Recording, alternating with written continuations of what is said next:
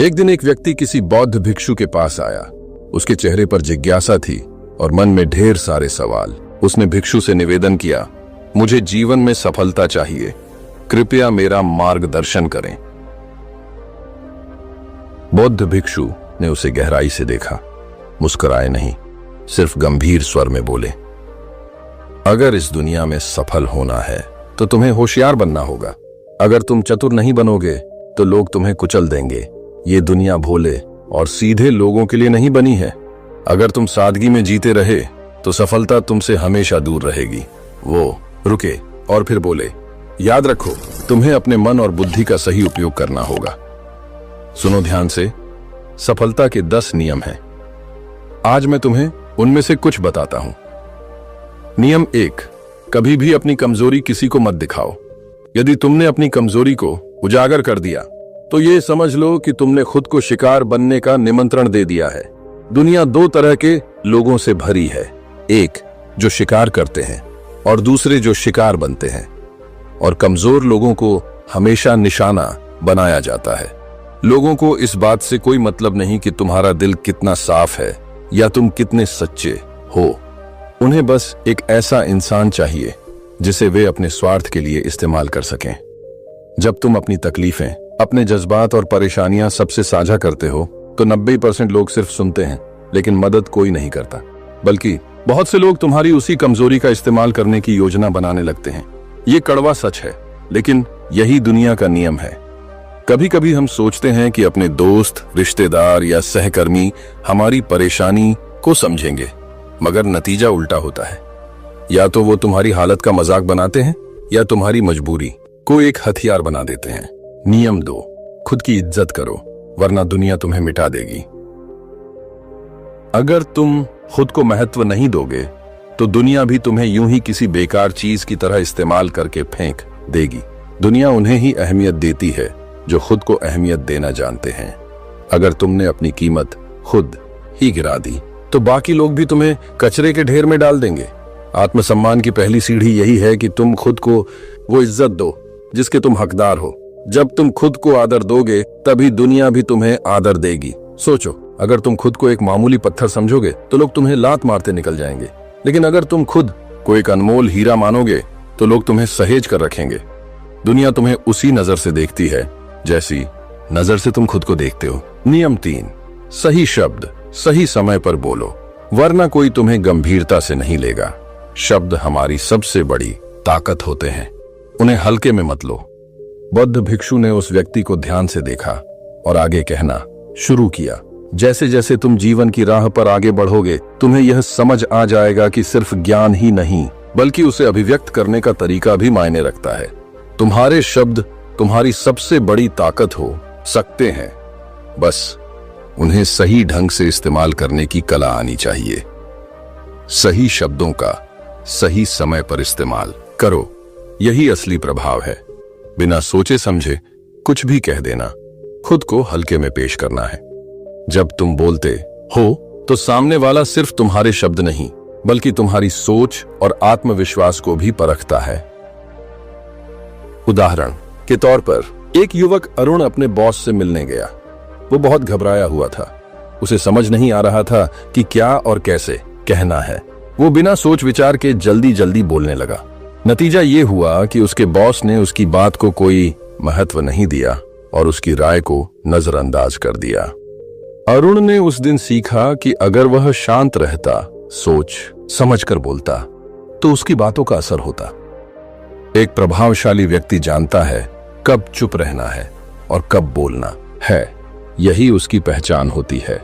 सही शब्दों का चुनाव और सही समय पर उनका प्रयोग ही सफलता की असली चाबी है। नियम 4, मतलब के बिना कोई तुम्हारा सगा नहीं होता। ये सुनने में कठोर लगे, लेकिन यही दुनिया की सच्चाई है। अगर तुम सोचते हो कि लोग बिना किसी स्वार्थ के तुम्हारे साथ हैं, तो यह तुम्हारी सबसे बड़ी भूल है। चाहे परिवार हो, दोस्त या सहकर्मी, सभी किसी न किसी वजह से साथ होते हैं। जब तक तुम्हारे पास ताकत, पैसा या कोई खास गुण होता है, लोग तुम्हारे चारों ओर मंडराते हैं। जैसे ही वो चीजें कम होने लगती हैं, लोग भी धीरे धीरे दूर जाने लगते हैं। एक बार की बात है, अजय नाम का एक व्यक्ति एक सफल व्यापारी था। उसके पास दौलत थी, रुतबा था और हर कोई उससे रिश्ता बनाना चाहता था। लेकिन जब उसकी कंपनी डूबने लगी और वो आर्थिक रूप से कमजोर हुआ तो वो सब लोग जो मदद करने को हमेशा तैयार रहते थे अचानक गायब हो गए। तब अजय को ये समझ आया, लोग सिर्फ तब तक साथ होते हैं जब तक उन्हें कुछ पाने की उम्मीद होती है। बौद्ध भिक्षु बोले, तुम भी इस सच्चाई को समय रहते समझ लो। दूसरों पर कम और खुद पर ज्यादा निर्भर रहो। अपनी ताकत खुद बनाओ, तभी तुम किसी के सामने मजबूर नहीं बनोगे। धूप तेज थी। एक शांत स्थान पर बैठा वह व्यक्ति बौद्ध भिक्षु से सीखने आया था। उसकी आंखों में सवाल थे और मन में उम्मीद। भिक्षु मुस्कुराए और बोले, अगर तुम जीवन में स्थिर और मजबूत बनना चाहते हो तो तुम्हें कुछ मूल नियमों को समझना होगा।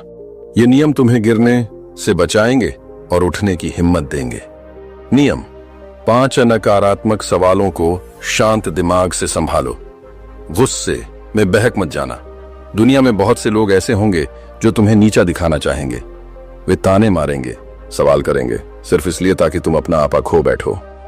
लेकिन समझदारी इसी में है कि तुम मुस्कुराकर जवाब दो। एक बार की बात है, राहुल नाम का एक व्यक्ति जो व्यापार में बहुत सफल था, अक्सर अपने साथ काम करने वालों की ईर्ष्या का शिकार होता था।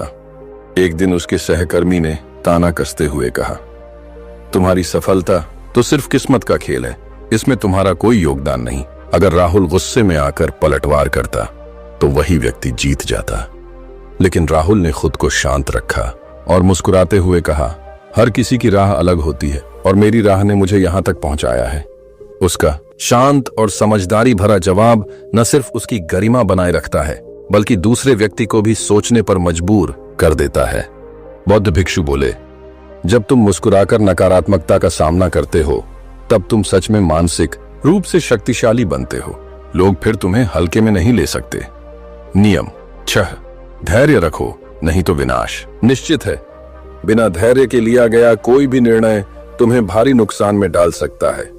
जो लोग तेजी में निर्णय लेते हैं अक्सर पछताते हैं, जबकि जो लोग सही समय का इंतजार करते हैं वही वास्तव में सफलता के योग्य बनते हैं। 1 व्यापारी जो जल्दी अमीर बनने के चक्कर में जल्दबाजी में निवेश करता है अपनी सारी पूंजी खो बैठता है। वहीं दूसरा व्यापारी जो थोड़ा इंतजार करता है, सोच समझकर हर कदम रखता है, वह अपनी कंपनी को बुलंदियों तक ले जाता है। भिक्षु बोले, सच्चा धैर्य तुम्हें समय की कसौटी पर खरा उतरने की ताकत देता है। याद रखो, सफलता उन्हें मिलती है जो उसे पाने का सही समय पहचानते हैं। नियम 7 सोच समझकर बोलो वरना लोग तुम्हें कमजोर समझेंगे। तुम्हारे शब्द तुम्हारी पहचान है। अगर तुम बिना सोचे बोलोगे तो लोग समझेंगे कि तुम्हारा कोई आत्मनियंत्रण नहीं है। जो व्यक्ति सोच समझकर बोलता है उसकी बातों का असर होता है, लोग उसे गंभीरता से लेते हैं। भिक्षु बोले, अपने शब्दों को हथियार की तरह इस्तेमाल करना सीखो। जहां जरूरत हो वहीं बोलो, और जब बोलो तो ऐसा बोलो कि लोग सोचने पर मजबूर हो जाए। फिर उन्होंने उस व्यक्ति की ओर देखा और कहा, तुम्हारा भविष्य इस बात पर निर्भर करता है कि तुम किस तरह से सोचते हो, किस तरह से बोलते हो और कैसे प्रतिक्रिया देते हो। अपने शब्दों, धैर्य और शांति को अपनी सबसे बड़ी ताकत बना लो, यही तुम्हें सफल बनाएगा। शाम का समय था। बौद्ध भिक्षु अपनी साधना से उठे ही थे, तभी वह व्यक्ति फिर उनके पास आया, चेहरे पर जिज्ञासा और मन में अनुभवों को सहेजने की लालसा। भिक्षु ने उसकी ओर देखा और मुस्कुराते हुए कहा, तुम अब जीवन के और गहरे स्तर को छूने जा रहे हो। अगली बातें तू आकार देंगी अगर तुमने इन्हें समझा। सोच समझकर बोलो वरना तुम्हारी छवि टूट सकती है। भिक्षु बोले, शब्द एक बार निकल जाएं तो वे वापस नहीं आते, और अगर वे बिना सोचे निकले हों तो वे तुम्हें कमजोर बना सकते हैं। एक बार एक प्रसिद्ध नेता अपने समर्थकों के बीच सभा को संबोधित कर रहा था। उत्साह में आकर उसने कुछ ऐसे शब्द कह दिए जो लोगों को अप्रिय लगे। लोगों ने उसकी गंभीरता को नकार दिया और उसकी छवि पर सवाल उठने लगे। भिक्षु ने गंभीर स्वर में कहा, अगर वह हर शब्द को तौलकर कहता तो उसका प्रभाव आज कहीं अधिक होता। इसलिए ध्यान रखो, जुबान अगर काबू में हो तो वह तुम्हारी सबसे बड़ी ताकत बन सकती है, लेकिन अगर वह बेलगाम हो गई तो वह तुम्हें गर्त में भी ले जा सकती है। नियम 8 आंखों में आंखें डालकर बात करो, यही असली आत्मविश्वास है। भिक्षु ने आंखों में आंखें डालकर कहा, जब तुम किसी से बात करते हो और उसकी आंखों में बिना डरे देखते हो तब तुम अपने विचारों की सच्चाई दिखाते हो। यह सिर्फ आत्मविश्वास नहीं बल्कि ईमानदारी और साहस की निशानी है। वह बोले, आंखों में आंखें डालकर बात करना सिर्फ दूसरों पर असर डालने का तरीका नहीं है, यह खुद को मजबूत महसूस कराने का जरिया भी है। जब कोई व्यक्ति ऐसा करता है तो सामने वाला ये जान जाता है कि यह व्यक्ति झूठ नहीं बोल रहा, ये डगमगाने वाला नहीं है। नियम 9, उन लोगों से दूर रहो जो बेगैरत हैं और जिनका कोई लक्ष्य नहीं है। भिक्षु ने गंभीर होकर कहा, तुम वह बनते हो जिसके साथ तुम रहते हो। अगर तुम नकारात्मक, लक्ष्यहीन और आलोचना करने वालों के बीच रहोगे तो तुम्हारे विचार और ऊर्जा भी वैसी ही हो जाएगी। एक खराब संगति तुम्हारी सोच को धुंधला कर सकती है, तुम्हारा आत्मविश्वास धीरे धीरे क्षीण हो सकता है। इसलिए सोच समझकर चुनो कि तुम किसके साथ समय बिता रहे हो। संगति सिर्फ साथ चलने वालों की नहीं होती, वह तुम्हारे भविष्य की दिशा तय करती है। नियम 10, हमेशा अपनी सोच को बड़ा रखो, क्योंकि छोटी सोच तुम्हें कभी ऊंचाई तक नहीं ले जा सकती। भिक्षु ने मुस्कुराकर कहा, तुम जितना बड़ा सोचोगे उतनी ही बड़ी दुनिया तुम्हारे लिए खुलती जाएगी। छोटी सोच तुम्हें संकीर्ण बना देती है, बड़े सपने देखने वालों को ही बड़ा भविष्य मिलता है। उन्होंने उस व्यक्ति के कंधे पर हाथ रखा और बोले, अपनी सोच को सीमाओं से आजाद करो, वही सोच तुम्हें वहां पहुंचाएगी जहां आज तुम बस कल्पना कर सकते हो। उस व्यक्ति की आंखों में अब एक अलग चमक थी, आत्मविश्वास की, विश्वास की और एक बड़े जीवन की। तो दोस्तों, अगर आप यहाँ तक मेरी वीडियो देख चुके हैं तो मेरे पास आपसे एक छोटा सा सवाल है। क्या आपको लगता है कि मैं आपको सच में सही दिशा दे रहा हूँ? क्या मैं आपके सोचने के नजरिए को थोड़ा भी बदल पा रहा हूँ? आप मुझे एक दोस्त मानिए, एक बड़ा भाई समझिए, या जो भी आपका दिल कहे। मेरा मकसद बस इतना है कि मैं आपको सही फैसले लेने में मदद कर सकूं, आपके दिमाग को एक सकारात्मक दिशा में ले जा सकूं और आपके मन को थोड़ी सी शांति दे सकूं। अगर मेरी बातों ने आपको जरा भी सोचने पर मजबूर किया है, अगर आपने मेरी किसी बात से कुछ भी सीखा है, तो क्या आप मेरे इस छोटे से प्रयास को एक सब्सक्राइब देकर सराहेंगे और साथ में बेल आइकन भी दबा देंगे ताकि आपको मेरी अगली वीडियो की जानकारी सबसे पहले मिल सके। अगर आप ऐसा नहीं कर सकते तब भी कोई बात नहीं, मैं अपना काम करता रहूंगा, आपको जागरूक करता रहूंगा, आपकी सोच को नई दिशा देता रहूंगा। चाहे आप लाइक करें या न करें, कमेंट करें या न करें, मैं फिर भी आपके लिए ऐसी ही सच्ची और ज्ञान से भरी बातें लाता रहूंगा। लेकिन अगर दिल से आप मुझे अपना समझते हैं, भाई, दोस्त या मार्गदर्शक, तो मेरी आपसे एक विनती है, कमेंट करके मुझे बताइए कि आप आगे क्या देखना चाहते हैं, किस बात पर वीडियो बनाऊं और आपको किस तरह की सहायता चाहिए। इससे मुझे आपके और करीब आने का मौका मिलेगा।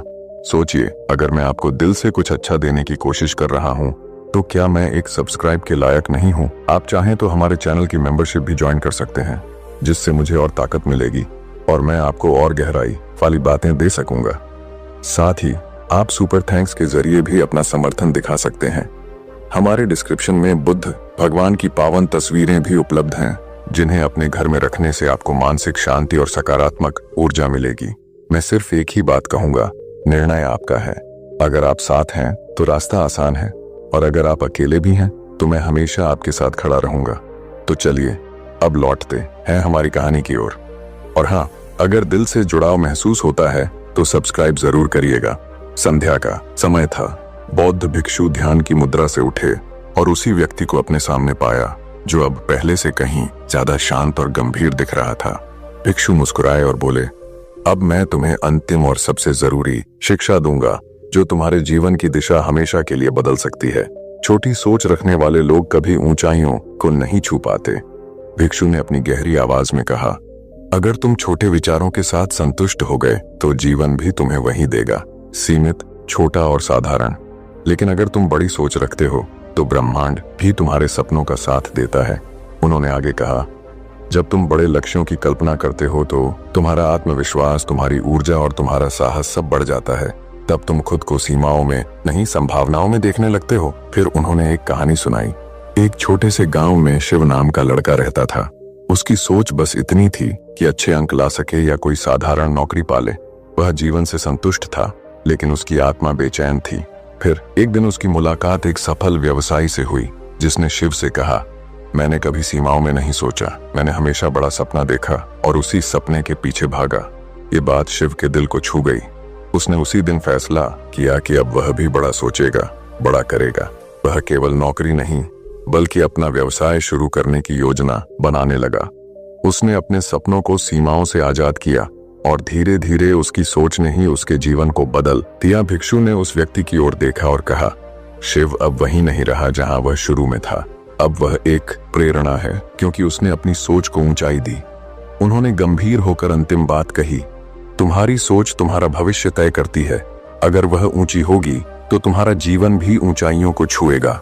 एक लंबी शांति के बाद भिक्षु बोले, अब तुम तैयार हो, क्योंकि तुम्हारा अंतर्मन अब जाग चुका है। अब बढ़ते हैं दूसरी कहानी की ओर। जब जीवन में दुख दरवाजे पर दस्तक देता है तो हम अक्सर बिखर जाते हैं, टूट जाते हैं।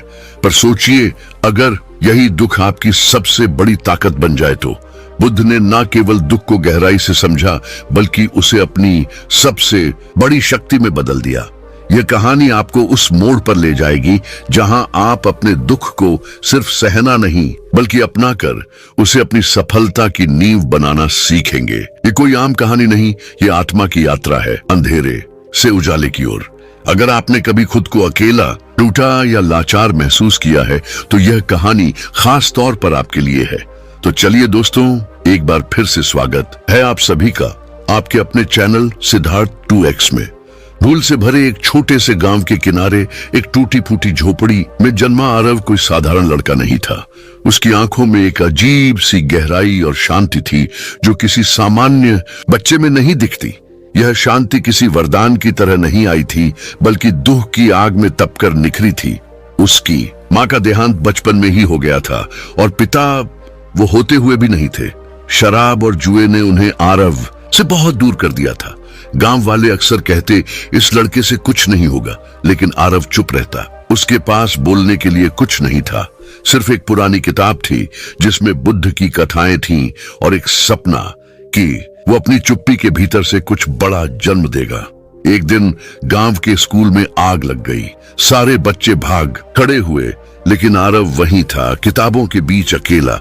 किसी ने पूछा, तू क्यों नहीं भागा? आरव ने शांति से कहा, अगर सब कुछ जल ही जाना है तो डर के मारे भागने से क्या बदलेगा। उस दिन गांव के मास्टर जी ने पहली बार उसके कंधे पर हाथ रखा, लेकिन यह सुख ज्यादा देर टिक न सका। अगली सुबह उसके पिता की लाश मिली। ठंड और शराब ने उनकी आखिरी सांसें भी छीन ली थीं। आरव अब पूरी तरह अकेला था, लेकिन इस बार उसने हार नहीं मानी। उसने बुद्ध की एक सीख को अपने भीतर दोहराना शुरू किया। दुख अपरिहार्य है, पर पीड़ा वैकल्पिक।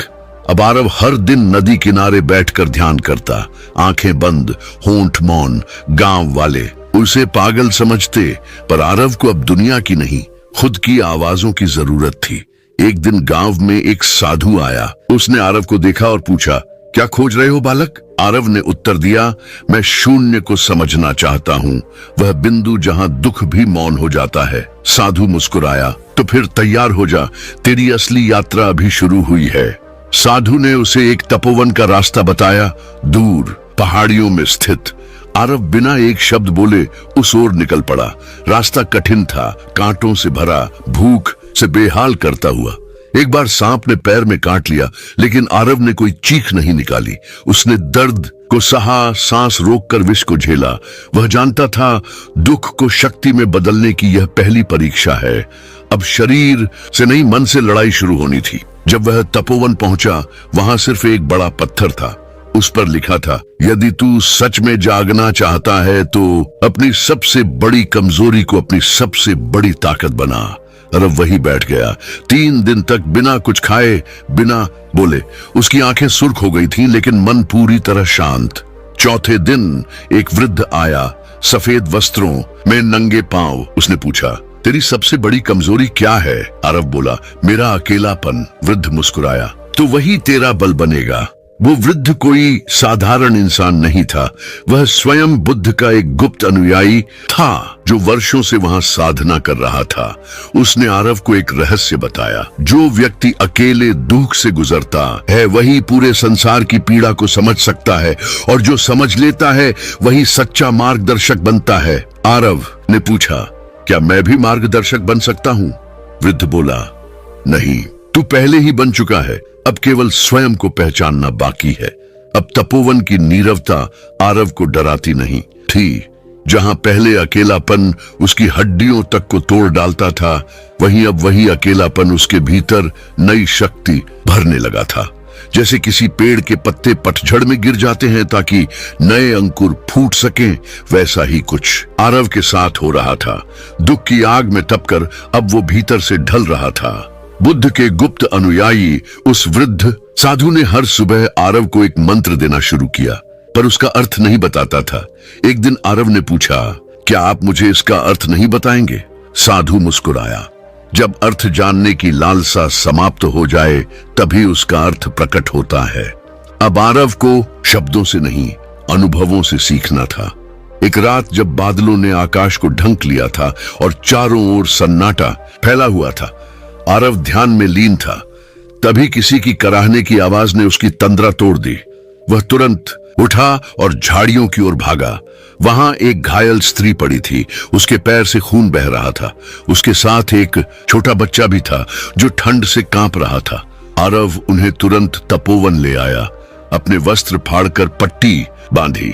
स्त्री कांपती आवाज में बोली, तुम कौन हो? आरव ने शांत भाव से उत्तर दिया, मैं वो हूं जिसे दुख ने जीने का मकसद दिया है।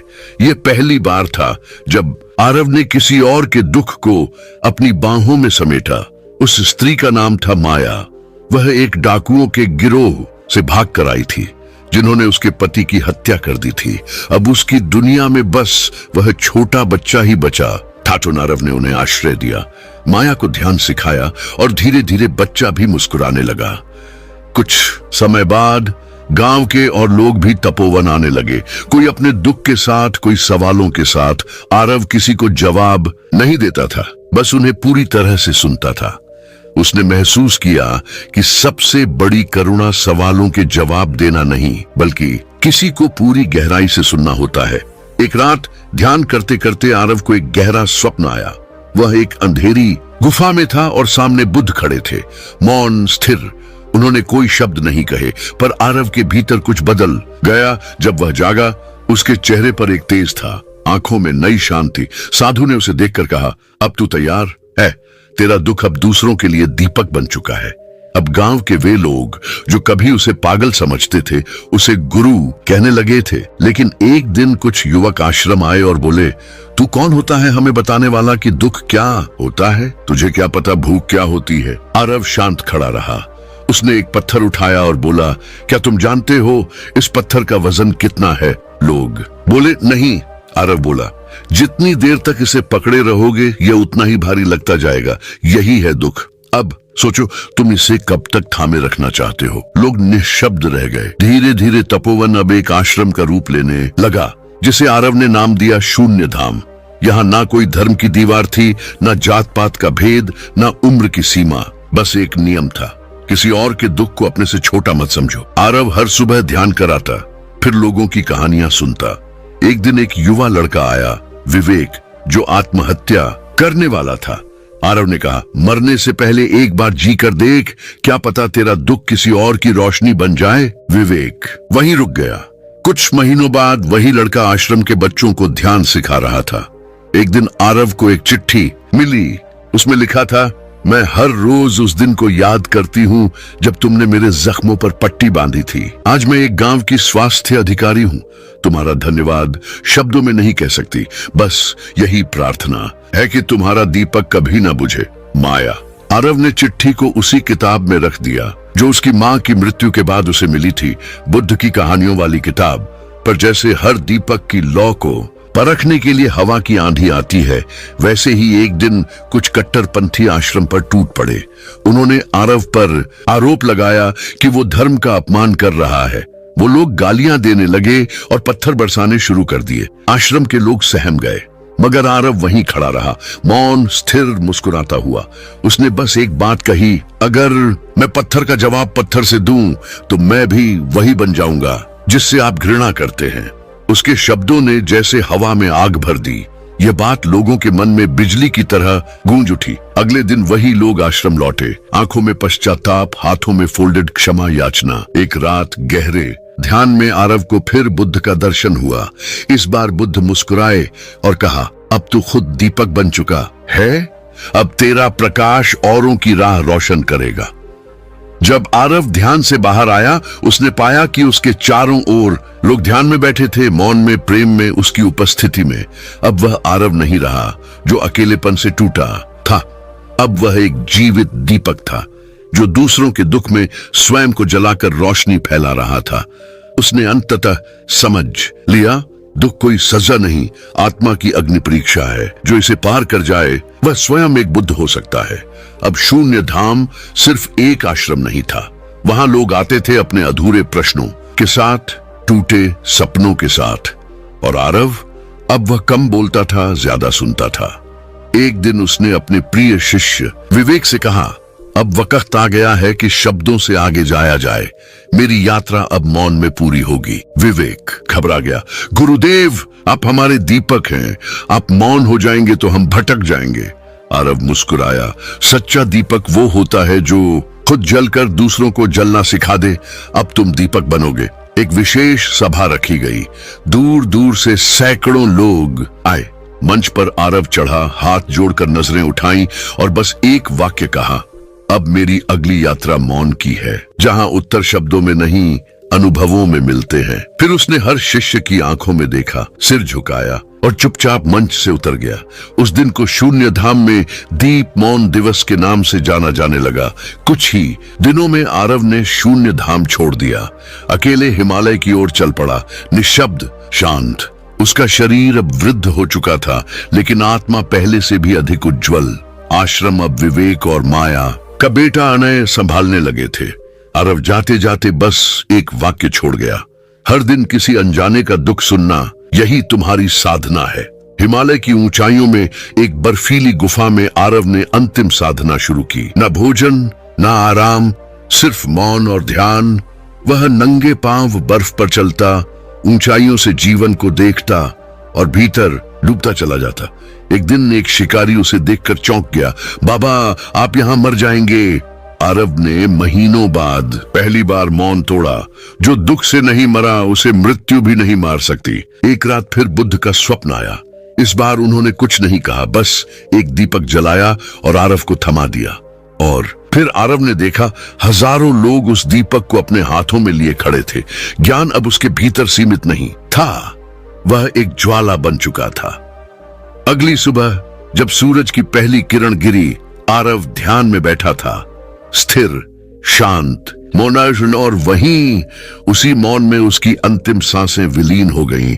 विवेक और अनय को जैसे ही इसका आभास हुआ, वे हिमालय पहुंचे। गुफा में आरव का शरीर नहीं था, बस एक मिट्टी की आकृति और एक जलता दीपक था। दीवार पर एक वाक्य खुदा था, मैं अब हूं नहीं, पर मेरा मौन हर दुखी आत्मा में गूंजेगा। जब भी तुम खुद को टूटा महसूस करो, एक दीप जलाना, वहां मैं हूं। अब शून्य धाम सिर्फ एक आश्रम नहीं था, वह एक विचार बन चुका था। वहां ना कोई गुरु था, ना कोई ग्रंथ, सिर्फ एक परंपरा।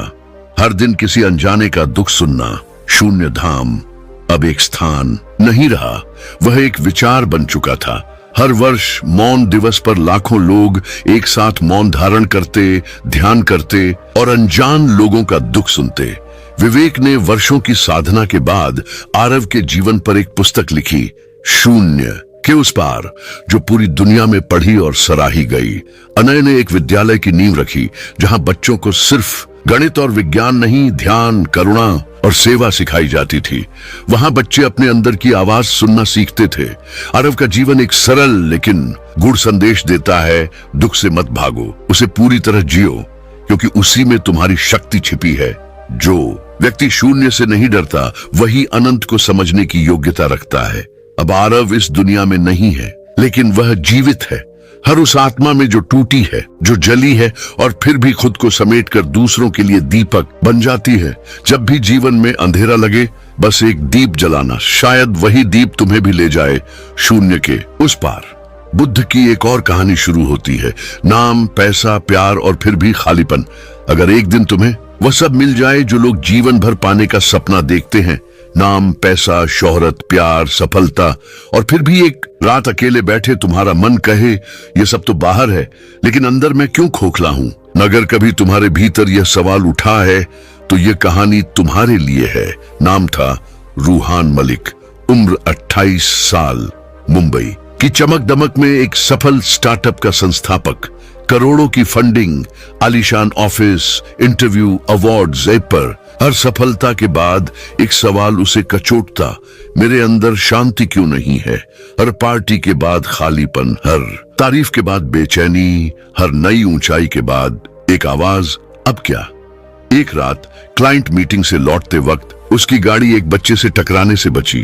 बच्चा फुटपाथ पर ठिठुर रहा था, नीला पड़ा चेहरा। रूहान उसे उठाकर पास के एनजीओ में छोड़ आया, पर उस रात उसे नींद नहीं आई। वही सवाल फिर आया, जो मैं कर रहा हूं क्या वह किसी और के दुख में कुछ बदल पाता है? अगली सुबह ऑफिस जाते वक्त एक पुराना मंदिर दिखा। वह पहली बार अंदर गया। दीवार पर लिखा था, अपने दुख का कारण खोजो, बाहर नहीं भीतर। गौतम बुद्ध उस एक वाक्य ने जैसे उसकी आत्मा को झकझोर दिया। उसने काम से छुट्टी ली। दोस्तों ने कहा, तू डिप्रेशन में है, पर रूहान जानता था यह डिप्रेशन नहीं, जागृति है। वह एक बैग उठाकर उत्तर भारत की ओर निकल पड़ा, बिना किसी योजना, बिना गाइड, बस एक सवाल के साथ, बुद्ध क्या थे और मैं क्या हूं? वह पहुंचा बोध गया, जहां सिद्धार्थ को बुद्धत्व की प्राप्ति हुई थी। घंटों तक पेड़ को निहारता रहा। कुछ भिक्षु ध्यान में बैठे थे। वह उनके पास गया। एक भिक्षु ने पूछा, क्या खोज रहे हो? रूहान बोला, खालीपन को भरना चाहता हूं, कुछ ऐसा जो मुझे खुद से जोड़ दे। भिक्षु मुस्कुराया, तो फिर खुद को खोना सीखो। बुद्ध बनने से पहले सिद्धार्थ को मरना पड़ा था। 7 दिन की मौन साधना, रूहान ने मौन धारण कर लिया। पहला दिन मन भागता रहा, बिजनेस, ईमेल, सोशल मीडिया। तीसरे दिन आंखों से अनजाने आंसू निकल पड़े। चौथे दिन वह खुद को एक डरा हुआ बच्चा महसूस करने लगा। 5वें दिन उसे याद आया, जब मां मरी थी वह नहीं रोया था क्योंकि मर्द रोते नहीं। 6ठे दिन सिर्फ सांसें थी और उनमें जीवन था। 7वें दिन आंखें खुली, सब कुछ वही था, लेकिन वह खुद बदल गया था। वह लौटा, पर अब उसकी धड़कनों में बुद्ध की बातें थीं। उसने भिक्षु से पूछा, क्या मैं भी बुद्ध बन सकता हूं?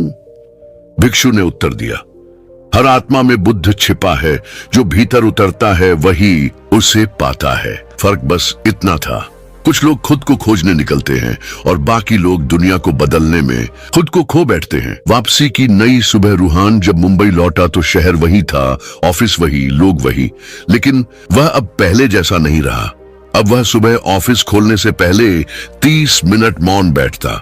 मीटिंग में टारगेट नहीं, जीवन के प्रश्न पूछे जाते। कर्मचारी अब सिर्फ कर्मी नहीं थे, आत्माएं थी। रूहान ने कंपनी के मुनाफे का 20% ध्यान केंद्र प्रोजेक्ट में लगाने का निर्णय लिया। एक ऐसी जगह जहां काम की आपाधापी में उलझे युवा कुछ समय खुद से मिल सके। बुद्ध का दीपक अब रूहान एक बिजनेसमैन नहीं, आत्म जागृति के दूत बन गए। फिर हर शाम वह किसी ऐसे व्यक्ति से मिलता जो टूटा था, थक चुका था या दुनिया से दूरी बना चुका था। ऑफिस अब एक जैन जोन बन गया था। दीवारों पर बुद्ध के श्लोक, ध्यान के, एक शांत कक्ष और कर्मचारियों के लिए मन मुक्ति छुट्टियां। एक दिन मीटिंग में उसने कहा, अगर मेरी टीम खुद से जुड़ी नहीं है तो उनकी कोई डेडलाइन दुनिया नहीं बदल सकती। दीप शिखा, एक अंतरतम की यात्रा। धीरे धीरे उसके भीतर एक और विचार आकार ले रहा था।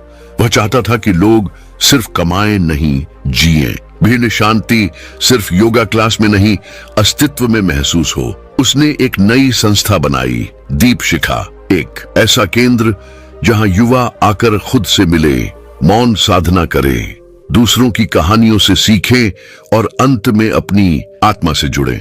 जहां कोई गुरु नहीं था, कोई प्रवचन नहीं, कोई धर्म नहीं, हर इंसान स्वयं का बुद्ध। ठाठे पहला दीपक, आलोक की कहानी। दीप शिखा का पहला मेहमान था आलोक सरीन, 19 साल का एक लड़का जो IIT छोड़ चुका था। पिता का सपना था इंजीनियर बनना, पर आलोक को रंगों में शांति मिलती थी। वह पहली बार रूहान से मिला और कहा, बस आपके पास जवाब है। रूहान मुस्कुराया, जवाब नहीं, मौन है, शायद उसी में तुम्हें जवाब मिल जाए। आलोक ने ध्यान किया और फूट फूट कर रो पड़ा। 7 दिन बाद उसने एक स्केच बनाया, बुद्ध, आंखें बंद और दिल की जगह एक दर्पण। रूहान ने कहा, यही है तुम्हारा उत्तर, अब इसे औरों तक पहुंचाओ। बुद्ध अब किताबों में नहीं, जीने में थे। दीप शिखा की रीत धीरे धीरे दीप शिखा में लोग आने लगे। कोई आत्महत्या से उबर रहा था, कोई तलाक से, कोई जीवन की दिशाहीनता से। रूहान ने 3 नियम बनाए। एक अनजान की कहानी सुनो। 2 एक दिन मौन में रहो। 3 जाते समय एक दीप जलाकर किसी और के लिए छोड़ जाओ। धीरे धीरे यह आश्रम बन गया, बिना धर्म, बिना शोर, बस मौन, अनुभव और एक ऊर्जा बुद्ध की। प्रश्न, क्या यह दिखावा है? एक दिन एक पत्रकार ने तीखा सवाल किया, रूहान, ये सब ब्रांडिंग के लिए तो नहीं? पहले बिजनेस, अब बुद्ध। रूहान कुछ पल चुप रहा, फिर बोला, अगर ध्यान दिखावा होता तो मैं कब का छोड़ देता। असली व्यापार वो है जो आत्मा को संतुलित कर सके। पत्रकार चुप हो गया। 3 दिन बाद वही पत्रकार दीप शिखा में मौन साधना पर आया। भीतर की लौ का मंद पड़ना। कुछ वर्षों बाद जब सब कुछ ठीक चल रहा था, रूहान के भीतर फिर एक बेचैनी उठी, पर इस बार ये बेचैनी सफलता से नहीं, श्रद्धा से थी। वह जानता था वो दूसरों के लिए दीपक जला रहा है, पर उसका अपना दीपक धीरे धीरे बुझने लगा था। और फिर उसने निर्णय लिया, अब समय आ गया है। रूहान जान चुका था कि अब समय आ गया है और उसे गहराई में उतरना है, वहीं जहां बुद्ध कभी गए थे। उसने दीप शिखा की सारी जिम्मेदारी आलोक और अपने बाकी साथियों को सौंप दी और एक बार फिर निकल पड़ा। इस बार एक अलग यात्रा पर, कपिल वस्तु से लेकर लुम्बिनी, सारनाथ और कुशीनगर तक। एक ऐसी तीर्थ यात्रा जहां हर कण में मौन की पुकार थी। सारनाथ की मिट्टी में, जहां बुद्ध ने पहला उपदेश दिया था, रूहान ने एक छोटी सी झोपड़ी में डेरा डाला। हर सुबह वह उसी स्थान पर ध्यान करता और एक दिन ध्यान के दौरान उसकी आंखों से आंसू बह निकले। ये आंसू दुख के नहीं, बोध के थे। उस क्षण उसे ये समझ आया कि दीप शिखा उसने दूसरों के लिए नहीं बल्कि खुद से मिलने के लिए बनाई थी। उसी रात ध्यान में उसे एक स्वप्न आया। बुद्ध उसके सामने खड़े थे और कह रहे थे, जैसे दीपक जलने के लिए तेल छोड़ता है, वैसे ही जागने के लिए स्वयं को छोड़ना पड़ता है। अब समय है रूहान, अगले द्वार को पार करने का। और फिर रूहान ने अगला निर्णय लिया। अब वह 1 वर्ष के लिए पूर्ण मौन साधना में जाएगा। जब आलोक और साथी सदमे में उससे पूछते हैं, अब हम क्या करेंगे गुरु, तो रूहान बस मुस्कुराकर कहता है, अब तुम ही दीपक हो और मैं मौन हो रहा हूँ ताकि तुम बोल सको। जैसे बुद्ध मौन हो गए थे ताकि दुनिया ध्यान करना सीख सके। सब कुछ छोड़कर रूहान उत्तरकाशी के घने जंगलों में चला गया, जहाँ न मोबाइल नेटवर्क था, न लोग, सिर्फ पेड़, नदियां और भीतर बहती आत्मा की आवाज। वह एक मिट्टी की कुटिया में रहने लगा। दिन में केवल एक बार फल खाता, बाकी समय मौन और ध्यान में लीन रहता।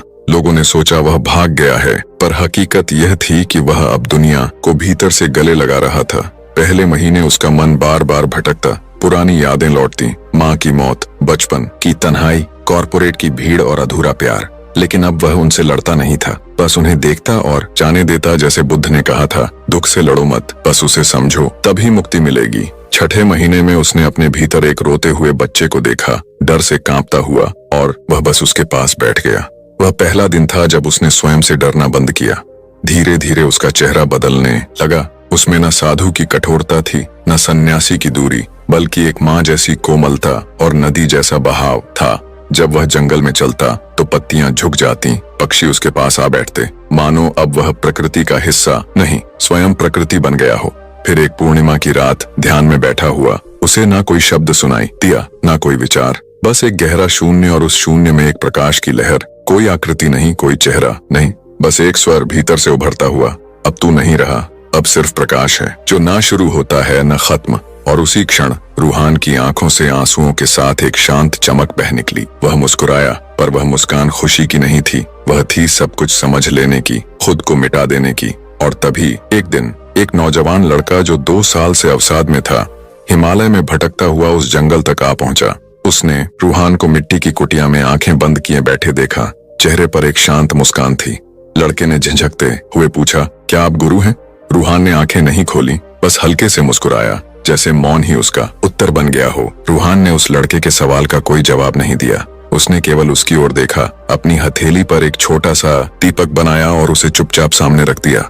लड़का कुछ समझ नहीं पाया, लेकिन उसकी आंखों में नमी आ गई। ऐसा लगा मानो किसी ने बिना शब्दों के उसकी आत्मा को गले लगा लिया हो। उस रात पहली बार उसने खुद से बात की, बिना डर के, बिना बहाने के। अगली सुबह वह फिर से दीप शिखा लौटा और वहां की दीवार पर लिखा, मुझे कोई उत्तर नहीं मिला, पर अब मुझे कोई सवाल भी नहीं चाहिए, क्योंकि जिस मौन में मैंने रूहान को देखा, वहां मुझे खुद से मुलाकात हो गई। समय बीतता गया और फिर एक दिन आलोक और दीप शिखा के कुछ साथियों ने उत्तरकाशी की यात्रा की। वहां उन्होंने एक मिट्टी की समाधि देखी, बहुत साधारण, जिस पर सिर्फ एक वाक्य उकेरा था, यहाँ कोई रूहान नहीं है, यहाँ बस मौन है जो अब हर उस आत्मा में बह रहा है जो खुद से मिलने की हिम्मत करती है। अब दीप शिखा एक संस्था नहीं, एक आंदोलन बन चुका था। देश भर में दीप शिखा ध्यान केंद्र खुल गए थे, बिना किसी गुरु के, बिना प्रवचन के। वहां लोग आते, मौन में बैठते, खुद से जुड़ते, एक दीपक जलाते और जाते वक्त किसी और के फिर एक पंक्ति छोड़ जाते। दीवारों पर सिर्फ अनुभवों की अनकही कविताएं थीं, आत्मा की भाषा में लिखी कई। रूहान की अंतिम उपस्थिति भी इसी मौन में दर्ज हो गई।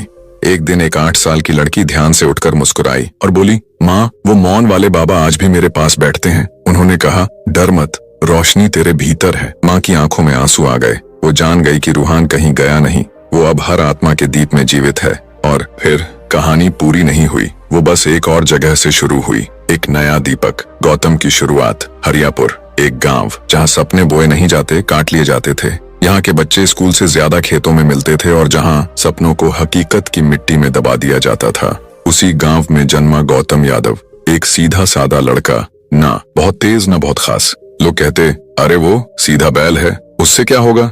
लेकिन गौतम के भीतर कुछ था, एक शांति जो खुद उसे भी समझ नहीं आती थी। जब बाकी बच्चे क्रिकेट खेलते, वह मंदिर के पीछे पीपल के पेड़ के नीचे बैठा पतंगों को निहारता। उसकी आंखों में आसमान की तरफ देखती हुई एक चमक होती जो किसी किताब में नहीं सिखाई जा सकती। फिर एक दिन गांव में एक भिखारी आया, फटी हुई धोती, टूटी चप्पल और हाथ में एक पुरानी किताब। गौतम ने उसे खाना दिया तो भिखारी मुस्कुराया और बोला, बेटा, जानता है सवाल कहाँ से आते हैं। गौतम चुप रहा। भिखारी ने वह किताब उसे दे दी और चला गया। उस किताब का नाम था मौन का दीपक। गौतम ने पढ़ना शुरू किया। वह किताब नहीं, एक दरवाजा थी। उसमें रूहान की यात्रा लिखी थी, दीप शिखा, ध्यान, मौन और आत्मा की रोशनी। उस रात गौतम को नींद नहीं आई। अगली सुबह वह गांव से निकल पड़ा, उस पेड़ को छोड़कर जिसके नीचे वो बैठता था, अब किसी नए वृक्ष की तलाश में। कहानी अब यहाँ खत्म नहीं होती, क्योंकि अब दीपक उसके हाथ में था और शायद अगला रूहान वही था। बुद्ध कौन थे? गौतम ने झिझकते हुए कहा, हाँ, एक राजा जो साधु बन गए थे। भिखारी ने हल्की मुस्कान के साथ उसकी तरफ देखा और कहा, गलत, वो कोई साधु नहीं थे, वो पहला इंसान थे जिसने डर को देखा और उससे भागा नहीं। फिर उसने फटी पुरानी किताब उसकी तरफ बढ़ाई। किताब का नाम था मौन की बात, लेकिन लेखक का नाम मिटा हुआ था।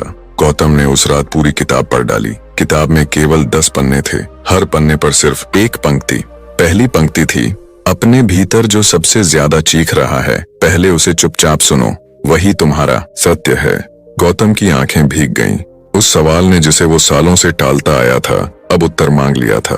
अब उसका मन पढ़ाई, खेल या खेती में नहीं लगता था। हर रात वह पीपल के पेड़ के नीचे जाकर बैठ जाता। उसे ध्यान करना नहीं आता था, पर वो बैठा रहता, आंखें बंद, बस मौन में डूबा।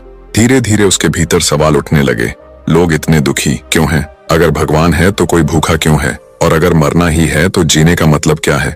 गांव वालों ने उसे पागल कहना शुरू कर दिया। एक दिन उसकी माँ ने डरते हुए कहा, बेटा, पगला तो नहीं गया? गौतम मुस्कुरा दिया, माँ, शायद अब पहली बार मैं सच में सोच रहा हूँ। वो दिन जब भीतर कुछ टूट गया। एक दिन गांव में एक झटका लगा। उसका सबसे करीबी दोस्त मनोज, जिसने 10वीं भी पास नहीं की थी, उसने जहर खा लिया। क्यों? क्योंकि उसका पिता रोज कहता था, तू निकम्मा है, तुझे जीने का हक नहीं। गौतम फूट फूट कर रोया, लेकिन उस रात उसने मौन को पहले से गहरा महसूस किया।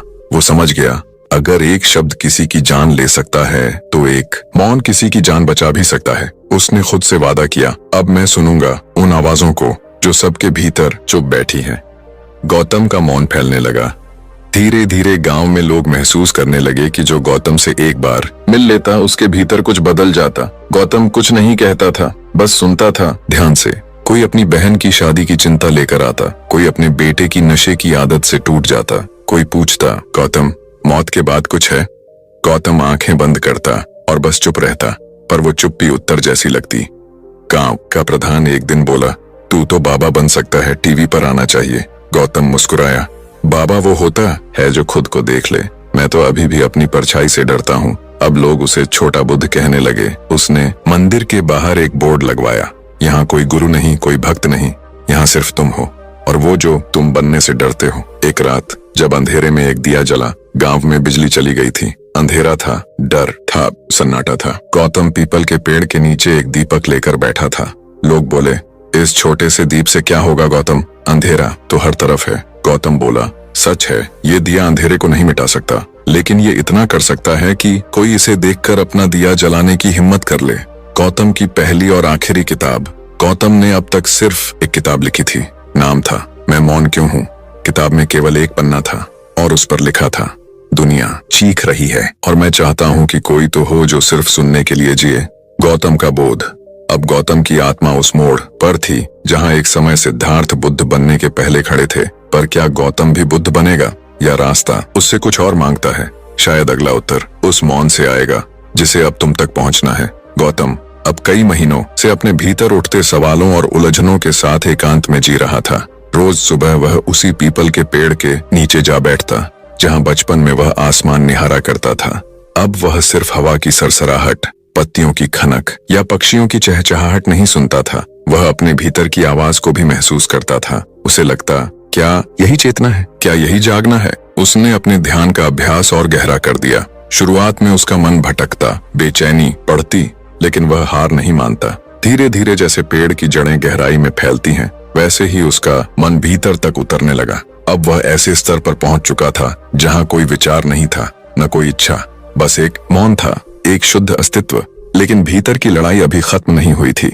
एक दिन ध्यान में डूबे हुए उसे अपने पिता की वह कड़वी बात याद आई, तू किसी काम का नहीं है। वो शब्द उसके मन में बरसों से ढंसे हुए थे। उसी क्षण एक और आवाज भीतर से आई, क्या तू अब भी उस दर्द को सीने से लगाए बैठा है? उसने खुद से पूछा, क्या मैं सच में आजाद हूँ? और उसी पल उसने निर्णय लिया कि वो उस घाव को स्वीकार करेगा, उससे भागेगा नहीं। आंखें बंद कर वो घंटों बैठा रहा और जब उसने कहा, पिता मैं तुम्हारे शब्दों से आजाद हूँ, मैं अब तुम्हारे गुस्से को नहीं ढोऊंगा, मैं खुद को वह प्यार दूंगा जो कभी मिला नहीं, तो उसके भीतर जैसे एक नदी बह निकली। उस दिन वह टूट कर रोया, लेकिन उस टूटने में एक गहराई थी, एक बोध था। अब उसे समझ आया कि ज्ञान किताबों में नहीं, सच्चा सामना करने में है। अब उसकी आंखों में एक अलग सी चमक थी जो डर की नहीं, समझ की थी। लोग उससे पूछते, तू कुछ बोलता क्यों नहीं? वह मुस्कुराकर कहता, मैं उस भाषा में बात करता हूँ जो दिल को समझ आती है। शब्द अक्सर उलझाते हैं, मौन साफ करता है। गांव के प्रधान ने एक दिन कहा, गौतम तू तो अब बड़ा ज्ञानी हो गया है, बता दुख से कैसे लड़े? गौतम बोला, दुख से लड़ो मत, उसे महसूस करो, उसे जानो। जब तुम उसे अपनाओगे तभी वह तुम्हारी शक्ति बनेगा। अब गांव के स्कूल में उसने एक छोटा ध्यान केंद्र शुरू किया था। वहां न पाठ्यक्रम था, न परीक्षाएं, बस मौन था। जो भी आता उसे गौतम बस बैठने को कहता। कुछ बच्चे मजाक उड़ाते, कहते, गौतम भैया हम तो सवाल पूछने आए थे। वह हंसता और कहता, सबसे बड़ा सवाल यही है कि मैं कौन हूँ। जब तक इसका जवाब नहीं मिलता बाकी सवाल सिर्फ शोर हैं। लेकिन ये सब बदलाव हर किसी को रास नहीं आ रहे थे। उसकी माँ और पिता उसकी इस जीवन शैली से नाखुश थे। वे चाहते थे कि गौतम नौकरी करे, कमाए और समाज के तय रास्ते पर चले। एक दिन उसके पिता नाराज होकर बोले, ये सब ध्यान योग छोड़, हमने तेरे लिए एक नौकरी तय की है, अब बड़ा हो जा। गौतम ने शांत स्वर में कहा, पिता मेरी नौकरी अब लोगों को सुनना है। मैं अब उन्हीं आवाजों का साथी बनना चाहता हूँ जो भीतर चुपचाप तड़प रही हैं। मेरी कमाई अब मौन में छिपे उस प्रेम की है जिसे कोई सुनता नहीं। गौतम अब जान चुका था कि उसकी असली लड़ाई बाहर नहीं, उसके अपने भीतर थी। वो हर उस डर, लालच और भ्रम से लड़ रहा था जो उसे खुद से दूर किए हुए थे। उसे यकीन था कि अगर वह खुद को ठीक से समझ पाए तो वही समझ गांव के लिए भी एक नया रास्ता बन सकती है। लेकिन जब उसने अपने पिता से यह बात कही तो वे नाराज होकर वहां से चले गए। गौतम समझ गया था कि असल चुनौती अपने घर वालों को मनाना नहीं, अपने अंदर की आवाज को सुनना और उस पर चलना था। एक शाम गौतम जंगल के सन्नाटे में बैठा था। चारों ओर शांति थी, लेकिन उसके भीतर एक तूफान चल रहा था। ऐसा लग रहा था जैसे पूरी दुनिया का भार उसके कंधों पर है। तभी उसके भीतर से एक आवाज आई, क्या तुम तैयार हो सब कुछ छोड़ देने के लिए? क्या तुम अपने नाम, अपने विचार, अपने मैं को मिटा सकते हो? गौतम की आंखें भर आईं। वह समझ गया था कि बोध की ओर जाने वाला रास्ता त्याग से होकर जाता है। उसे अपनी पहचान, अपने सपनों, यहाँ तक कि अपने सवालों को भी छोड़ना होगा। उसने पूरी रात आंखों में बिताई। वह जागता रहा, बिना किसी डर के, बिना किसी अपेक्षा के। सुबह की पहली किरण के साथ वह एक नई अवस्था में पहुंच चुका था। उसके भीतर की सारी दीवारें गिर चुकी थीं। अब वहां सिर्फ एक शांत आकाश था। उस खालीपन में, उस मौन में गौतम ने एक ऐसी अनुभूति की जिसे शब्दों में बांधना नामुमकिन था। वहां कोई मैं नहीं था, सिर्फ हम था। अब उसे अपने और दुनिया के बीच का भेद मिटता हुआ महसूस हुआ। अब वह जान चुका था कि बुद्ध बनना कोई उपलब्धि नहीं, बल्कि एक आत्म साक्षात्कार है। कुछ दिनों बाद गौतम गांव लौट आया। उसका चेहरा शांत था, चाल में एक ठहराव था और आंखों में गहराई। लोग उसे देखकर हैरान थे। वे फुसफुसाने लगे, बुद्ध आ गया। लेकिन गौतम मुस्कुराकर कहता, मैं वही हूँ गौतम, बस अब मैंने देखना सीख लिया है। बुद्धत्व कोई चमत्कार नहीं, ये तो हर उस व्यक्ति का रास्ता है जो खुद से मिलना चाहता है। गांव के बच्चे उसके चारों और इकट्ठा हो जाते और सवाल पूछते, गौतम भैया आप हमेशा शांत कैसे रहते हो? गौतम जवाब देता, शांति कोई उपहार नहीं, अभ्यास है। जब तुम अपने गुस्से को समझते हो, अपने डर से भागते नहीं, तब भीतर से शांति उभरती है। एक दिन गौतम गांव के चौक पर खड़े होकर बोला, जीवन में दुख जरूर आएगा, लेकिन उससे भागो मत। दुख को जानो, उसे समझो और फिर देखो कैसे वह तुम्हें भीतर से मजबूत बना देता है। बुद्ध की राह कोई बाहर से नहीं आती, वह तो अपने ही दिल से होकर जाती है। जो तुम बनना चाहते हो वह तुम पहले से ही हो, बस उसे देखना बाकी है। गौतम यादव की यात्रा यहाँ पर पूरी होती है, लेकिन वास्तव में यह एक नई शुरुआत है। उसका बोध, उसका मौन अब एक मशाल बन चुका है, हर उस इंसान के लिए जो अंधेरे में है, जो टूटा है, जो अकेला है। बुद्ध ने दुख को समझा और उसे अपनी शक्ति बना लिया। यही हम सब कर सकते हैं। ये कोई साधारण कहानी नहीं, यह एक गहरी यात्रा है, खुद के भीतर उतरने की, खुद से मिलने की। और अगर आपने कभी खुद को टूटा हुआ, हारा हुआ या खोया हुआ महसूस किया है, तो यह कहानी सिर्फ आपके लिए है। धूल भरे उस गांव के किनारे एक टूटी फूटी झोपड़ी में आरव ने जन्म लिया था। वह कोई साधारण लड़का नहीं था। उसकी आंखों में एक स्थिर और गहरी शांति थी जो आम इंसानों में कम ही मिलती है। पर यह शांति अचानक नहीं आई थी, बल्कि उसने बहुत दुख और कष्टों की आग में तपकर इसे पाया था। आरव की माँ बचपन में ही गुजर गई थी और पिता, जो पिता थे पर नहीं थे, शराब और जुआ ने उनके रिश्तों को खत्म कर दिया था। गांव वाले कहते थे इस लड़के से कोई उम्मीद नहीं, पर आरव चुप था। उसके पास बोलने को कुछ नहीं था। उसके पास एक किताब थी, बुद्ध की कहानियों वाली, और एक सपना था कि एक दिन वह अपने अंदर की खामोशी से कुछ बड़ा निकालेगा। एक दिन गांव के स्कूल में आग लग गई। सारे बच्चे डर के मारे भाग गए, लेकिन आरव वहीं था, किताबों के बीच अकेला। किसी ने पूछा, तुम क्यों नहीं भागे? उसने कहा, अगर सब कुछ जल जाएगा तो भागकर क्या होगा? उस दिन स्कूल के मास्टर ने पहली बार उसकी पीठ थपथपाई, पर वह खुशी ज्यादा देर नहीं टिक सकी। अगली सुबह उसका पिता ठंड और नशे से मर चुका था। अब आरव फिर से अकेला था, लेकिन इस बार टूटने वाला नहीं। वह बार बार बुद्ध की एक सीख दोहराता, धोखा अपरिहार्य है पर पीड़ा वैकल्पिक है। अब आरव रोज नदी के किनारे बैठकर आंखें बंद करता और ध्यान लगाता। गांव वाले उसे पागल समझते, पर आरव को अब दुनिया की आवाजों से नहीं, अपने भीतर की आवाजों से जुड़ना था। एक दिन गांव में एक साधु आया। उसने आरव को देखा और पूछा, क्या खोज रहे हो बालक? आरव ने जवाब दिया, मैं शून्य को समझना चाहता हूँ, जहाँ दुख भी चुप हो जाता है। साधु मुस्कुराया, तो फिर तैयार हो जा, तेरी असली यात्रा अभी शुरू हुई है। साधु ने उसे एक दूर पहाड़ियों में स्थित तपोवन का रास्ता बताया। आरव बिना कुछ कहे चल पड़ा। रास्ता कठिन था, कांटों से भरा, भूख से तड़पाता। एक बार एक सांप ने उसे काटा, पर उसने दर्द सहा और चीखा नहीं।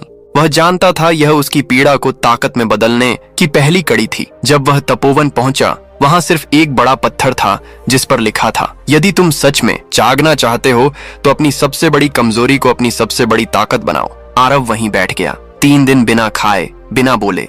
उसकी आंखें लाल हो गईं, पर मन शांत था। चौथे दिन एक बूढ़ा व्यक्ति आया, सफेद वस्त्र पहने, बिना चप्पल।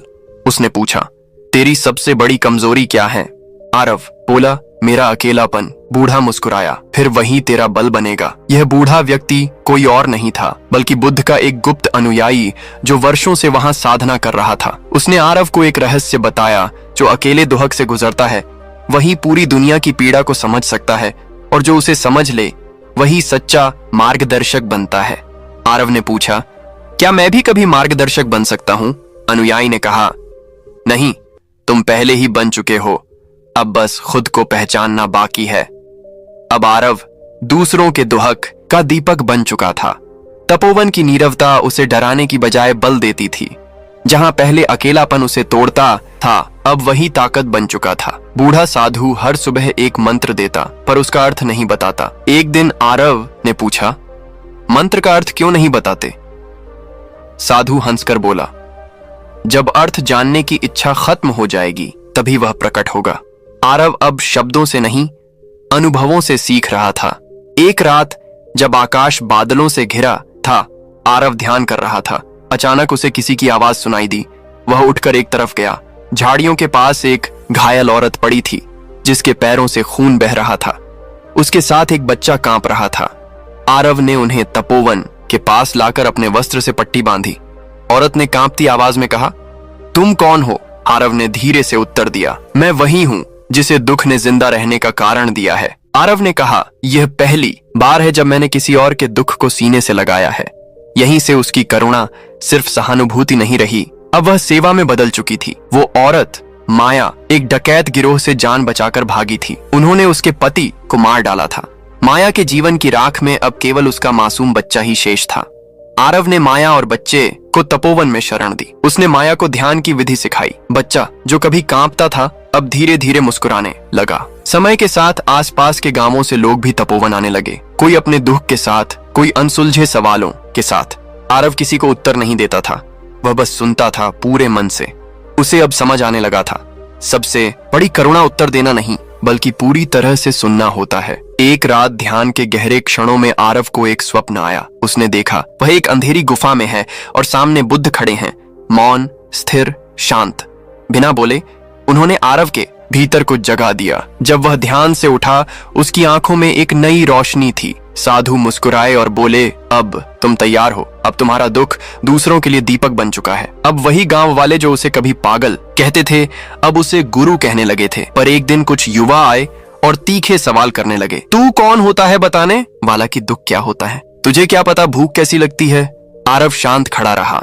उसने एक पत्थर उठाया और कहा, क्या तुम इसका वजन जानते हो? लोग बोले, नहीं, जब तक इसे पकड़े रहोगे यह भारी होता जाएगा। यही है दुख। अब सोचो, इसे कब तक थामे रहना चाहते हो? भीड़ चुप हो गई। शब्दों से ज्यादा असर उसके मौन और दृष्टि का था। आश्रम की नींव, शून्य धाम। धीरे धीरे तपोवन एक आश्रम में बदलने लगा। शून्य धाम यह कोई साधारण जगह नहीं थी। यहाँ ना कोई धर्म था, ना जात पात, ना उम्र की बंदिश। बस एक ही नियम था, कभी किसी और के दुख को अपने से छोटा मत समझना। हर सुबह आरव ध्यान कराता, फिर लोगों की कहानियां सुनता। एक दिन एक युवक आया, विवेक।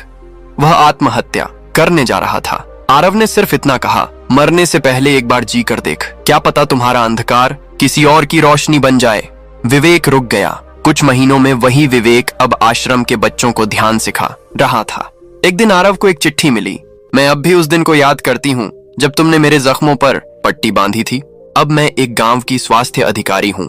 तुम्हारा धन्यवाद नहीं कर सकती, बस प्रार्थना करती हूँ कि तुम्हारा दीपक कभी ना बुझे। माया आरव ने वो चिट्ठी अपनी माँ की दी हुई बुद्ध की किताब में रख दी। एक दिन कुछ कट्टरपंथी आश्रम पर टूट पड़े। वे चिल्ला रहे थे, ये आदमी धर्म का अपमान कर रहा है। पत्थर फेंके गए, गालियां दी गईं। आश्रम के लोग डर गए, लेकिन आरव शांत खड़ा रहा। उसने बस कहा, अगर मैं पत्थर के बदले पत्थर फेंकूं तो मैं भी वही बन जाऊंगा जिससे आप नफरत करते हैं। उसका यह वाक्य जैसे हवा में बिजली बन गया। अगले ही दिन वे लोग वापस आए, सिर झुकाए, माफी मांगने। एक रात ध्यान करते हुए आरव को फिर से बुद्ध दिखाई दिए। इस बार वे मुस्कुरा रहे थे। उन्होंने बस इतना कहा, अब तू दीपक बन चुका है, अब तेरा प्रकाश औरों का रास्ता दिखाएगा। जब आरव ध्यान से बाहर आया, उसने देखा उसके चारों ओर लोग बैठे हैं, ध्यान की मुद्रा में, मौन में, प्रेम में। अब वह पहले जैसा आरव नहीं था। वह अब अकेला नहीं था। अब वह एक दीपक था जो खुद को जलाकर दूसरों की रातों को रोशन कर रहा था। उसे अब समझ आ चुका था, दुख कोई शाप नहीं होता, यह तो आत्मा की अग्नि परीक्षा है, और जो इस परीक्षा को पार कर जाए वह स्वयं एक बुद्ध बन सकता है। आरव का अंतिम मौन, जब शब्द मौन में समा गए और ज्ञान ने आकार ग्रहण किया। अब शून्यधाम केवल एक आश्रम नहीं, संवेदनाओं का तीर्थ बन चुका था। यहाँ लोग ही नहीं आते थे, उनके साथ आते थे टूटे सपने, बुझे चेहरों और अनकहे सवाल। आरव अब और भी शांत हो गया था। एक दिन उसने अपने शिष्य विवेक से कहा, अब मेरी यात्रा शब्दों से नहीं, मौन से पूरी होगी। विवेक घबरा गया, गुरुदेव आप ही तो दीपक हैं। आरव मुस्कुराया, सच्चा दीपक वह है जो दूसरों को जलना सिखा दे। अब तुम दीपक बनोगे। एक विशेष सभा रखी गई।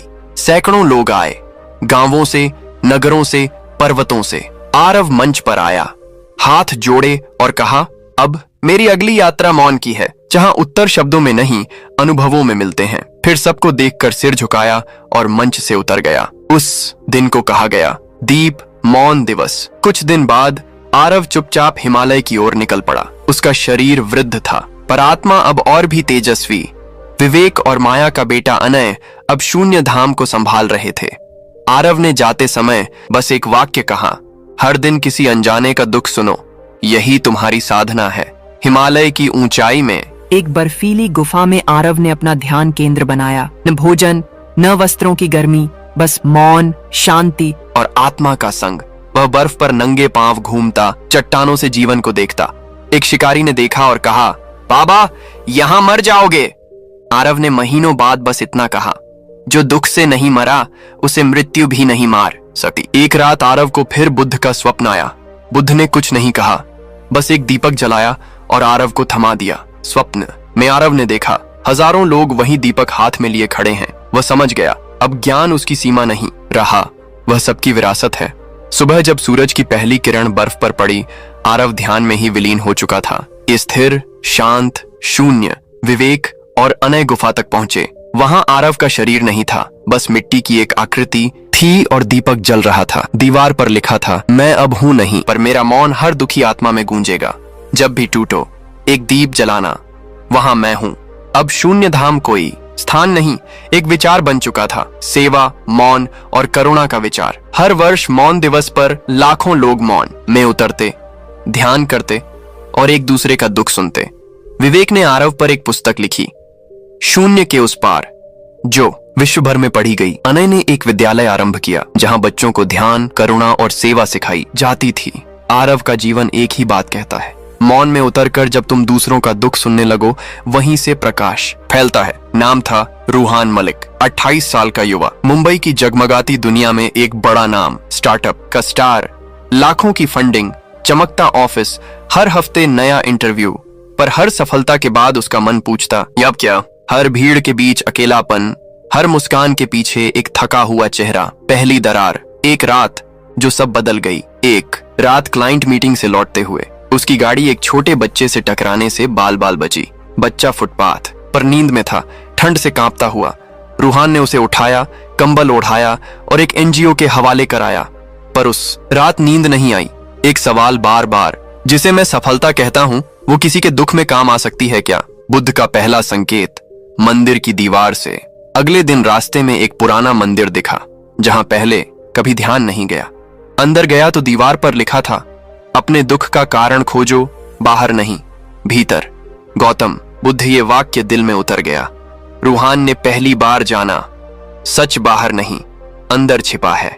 निर्णय, भीतर की ओर जाना है। उसने ऑफिस से छुट्टी ली। दोस्तों ने कहा, तुझे डिप्रेशन हो गया है, पर रूहान जानता था यह डिप्रेशन नहीं, यह जागृति है। एक बैग उठाया, मोबाइल बंद किया और निकल पड़ा उत्तर की ओर, कहीं बुद्ध की राह पकड़ने। बोध गया, जहां बुद्ध को बोध हुआ, रूहान बोध गया पहुंचा। वहां पीपल के उस पेड़ को देखता रहा जहां बुद्ध को ज्ञान मिला था। कुछ वृद्ध भिक्षु ध्यान में बैठे थे। रूहान उनके पास गया। एक भिक्षु ने पूछा, क्या खोज रहे हो? रूहान बोला, अपने भीतर के खालीपन को भरना चाहता हूं। भिक्षु मुस्कुराए, तो खुद को खोना सीखो। बुद्ध बनने से पहले सिद्धार्थ को मरना पड़ा था। 7 दिन की मौन साधना, भीतर की टकराहट। रूहान ने मौन साधना शुरू की। पहले दिन सोचों की भीड़, बिजनेस, मीटिंग्स, इंस्टाग्राम, फॉलोअर्स। तीसरे दिन आंसुओं की झड़ी, मन जैसे कुछ सालों से थमा था अब बह रहा था। चौथे दिन एक खोया बच्चा जैसा महसूस हुआ, अकेला, डरा हुआ। 5वें दिन मां की याद आई, उसकी मौत पर भी नहीं रोया था क्योंकि मजबूत दिखना था। 6ठे दिन बस सांस ले रहा था और पहली बार जिंदा महसूस कर रहा था। 7वें दिन आंखें खुली, संसार वैसा ही था पर रूहान बदल गया था। बुद्ध की सीख अब उसकी धड़कन बन गई थी। जाने से पहले उसने एक सवाल भिक्षु से किया, क्या मैं बुद्ध बन सकता हूं? भिक्षु मुस्कुराए, हर कोई बन सकता है, बस कुछ लोग ही खुद को खोजने का साहस करते हैं। कहानी का समापन, शून्य के उस पार आज रूहान शहर लौट आया है, पर अब वो उस भीड़ का हिस्सा नहीं जो सिर्फ दौड़ती है। अब वो दूसरों के दुख सुनता है, बच्चों को ध्यान सिखाता है और हर रात अपने भीतर एक दीप जलाता है, क्योंकि उसने जान लिया है, दुख से मत भागो, उसे जी लो। वही तुम्हारी ताकत है, जो शून्य से डरता नहीं, वही अनंत को छू सकता है। और जब भी जीवन में अंधेरा लगे, बस एक दीप जलाना, शायद वही तुम्हें शून्य के उस पार ले जाए। रूहान अब पहले जैसा नहीं रहा। मुंबई लौटकर वही शहर, वही ऑफिस, वही लोग थे, पर अब उसकी आंखों में नया दृष्टिकोण था। सुबह सुबह ऑफिस खोलने से पहले वह ध्यान करता, मीटिंग से पहले वह टारगेट की नहीं बल्कि कर्मचारियों के जीवन की बात करता। कंपनी का 20% मुनाफा अब एक ध्यान आश्रम में जाता जहां युवा अपने भीतर झांक सकते थे। उसका ऑफिस अब जैन जोन बन चुका था, जहां दीवारों पर बुद्ध के श्लोक, एक ध्यान कक्ष और मन मुक्ति लीव जैसे नियम थे। उसका मानना था कि अगर टीम अपने आप से जुड़ी नहीं तो दुनिया की कोई डेडलाइन कुछ नहीं बदल सकती। इसी सोच से जन्मी दीप शिखा, एक जगह जहां कोई गुरु नहीं था, कोई धर्म नहीं था, हर इंसान स्वयं का बुद्ध था। पहला आगंतुक था आलोक सरीन, जो IIT छोड़ चुका था और पेंटिंग करना चाहता था। उसने ध्यान किया, रोया और 7 दिन बाद एक चित्र बनाया, बंद आंखों वाला बुद्ध जिसके दिल की जगह एक दर्पण था। रूहान ने कहा, यही है तुम्हारा उत्तर, अब इसे औरों तक पहुंचाओ। दीप शिखा में लोग आते और अपने जीवन के अंधेरे से बाहर निकलते। रूहान ने 3 नियम बनाए। हर आगंतुक को एक अनजान की कहानी सुननी होगी, एक दिन मौन रहना होगा और जाते वक्त एक दीप जलाकर किसी और के लिए छोड़ जाना होगा। धीरे धीरे दीप शिखा एक ऐसी जगह बन गई जहां ना धर्म था ना भाषण, बस मौन, अनुभव और आत्मा की रोशनी थी। जब एक पत्रकार ने तंज कसा कि क्या ये सब ब्रांडिंग का तरीका है, तो रूहान ने कहा, अगर ध्यान दिखावा होता तो मैं कब का इसे छोड़ देता। असली व्यापार वो है जो आत्मा को संतुलित करे। वही पत्रकार 3 दिन तक मौन साधना में शामिल हो गया। वर्षों बाद रूहान फिर बेचैन हुआ। इस बार वजह सफलता नहीं, श्रद्धा थी। वह दूसरों के दीपक जला रहा था, लेकिन महसूस किया कि उसका अपना दीपक मंद पड़ने लगा है। उसने जिम्मेदारी आलोक और टीम को सौंपी और फिर निकल पड़ा। इस बार बुद्ध की पूरी यात्रा पर कपिलवस्तु, लुम्बिनी, सारनाथ, कुशीनगर तक। सारनाथ में वह एक झोपड़ी में ठहरा और रोज सुबह उस स्थान पर ध्यान करने लगा जहां बुद्ध ने पहला उपदेश दिया था। एक दिन उसकी आंखों से आंसू बह निकले, लेकिन यह दुख नहीं था, यह बोध था। उसे समझ में आया कि दीप शिखा दूसरों के लिए नहीं, खुद से मिलने की राह थी। और फिर एक रात ध्यान में उसे स्वप्न आया। बुद्ध सामने खड़े थे और बोले, जैसे दीपक जलने के लिए तेल छोड़ता है, जैसे दीपक को जलने के लिए तेल छोड़ना पड़ता है, वैसे ही आत्मज्ञान के लिए स्वयं को त्यागना पड़ता है। रूहान ने निर्णय लिया कि अब वह 1 वर्ष के लिए पूर्ण मौन में जाएगा। दीप शिखा के लोग परेशान थे। आलोक ने पूछा, अब हम क्या करेंगे गुरु? रूहान मुस्कुराया और बोला, अब मैं मौन हो रहा हूं ताकि तुम बोल सको। अब तुम दीपक हो, जैसे बुद्ध मौन हुए थे ताकि दुनिया ध्यान करना सीख सके। रूहान सब कुछ छोड़ उत्तरकाशी के एक जंगल चला गया, जहां ना नेटवर्क था ना लोग, सिर्फ प्रकृति और मौन। मिट्टी की एक कुटिया में दिन में एक बार फल खाता और बाकी समय ध्यान करता। पहले महीने उसका मन बेचैन रहा। पुरानी यादें लौटती रहीं, माँ की मृत्यु, अधूरा प्रेम, कॉरपोरेट की भीड़। लेकिन इस बार वह उनसे भागा नहीं, उन्हें देखा और जाने दिया।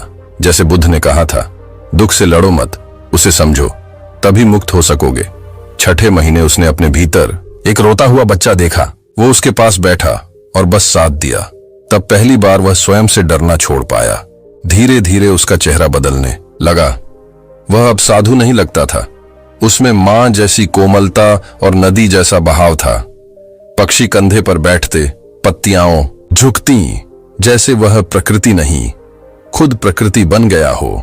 एक पूर्णिमा की रात वह ध्यान में बैठा, ना विचार थे ना शब्द, बस एक शून्य था। उसी शून्य में उसे एक ज्योति दिखी, कोई आकृति नहीं, बस प्रकाश। फिर एक आवाज आई, अब तू नहीं रहा, अब सिर्फ प्रकाश है, ना शुरुआत ना अंत। यही है बुद्धत्व। उसकी आंखों से एक शीतल चमक के साथ आंसू बह निकले। वह मुस्कुराया, जैसे सब कुछ समझ गया हो। एक दिन एक अवसादग्रस्त नौजवान हिमालय की राह भटकता हुआ उसकी कुटिया तक पहुंचा। रूहान को देखा, आंखें बंद, चेहरा शांत। लड़के ने पूछा, क्या आप गुरु हैं? रूहान ने कोई जवाब नहीं दिया, सिर्फ अपनी हथेली पर एक दीपक बनाकर उसे लड़के की ओर रखा। लड़का कुछ समझ नहीं पाया, पर उसकी आंखें भर आईं, जैसे बिना शब्दों के किसी ने उसे भीतर से गले लगा लिया हो। उसी रात उसने पहली बार खुद से बात की और अगली सुबह दीप शिखा लौटकर दीवार पर लिखा, मुझे कोई जवाब नहीं मिला, पर अब मुझे सवाल भी नहीं चाहिए, क्योंकि जिस मौन में मैंने रूहान को देखा वही मुझे खुद से मिल गया। कुछ महीनों बाद जब आलोक और दीपशिखा के साथी उत्तरकाशी पहुंचे तो वहां उन्हें सिर्फ एक मिट्टी की समाधि मिली जिस पर लिखा था, यहाँ कोई रूहान नहीं है, यहाँ सिर्फ मौन है जो अब हर उस आत्मा में बह रहा है जो खुद से मिलने की हिम्मत करती है। दीपशिखा अब एक संस्था नहीं बल्कि एक आंदोलन बन चुका था। देश भर में ध्यान केंद्र खुल चुके थे जहां कोई प्रवचन नहीं होता, कोई गुरु नहीं होता, बस हर आगंतुक एक दीपक जलाता और जाते समय एक पंक्ति छोड़ जाता, अनुभव की, मौन की, आत्मा की। एक दिन एक 8 साल की लड़की ध्यान के बाद मुस्कुराई और बोली, माँ, मौन वाले बाबा आज भी मेरे पास बैठते हैं। उन्होंने कहा, डर मत, रोशनी तेरे भीतर है। माँ रो पड़ी।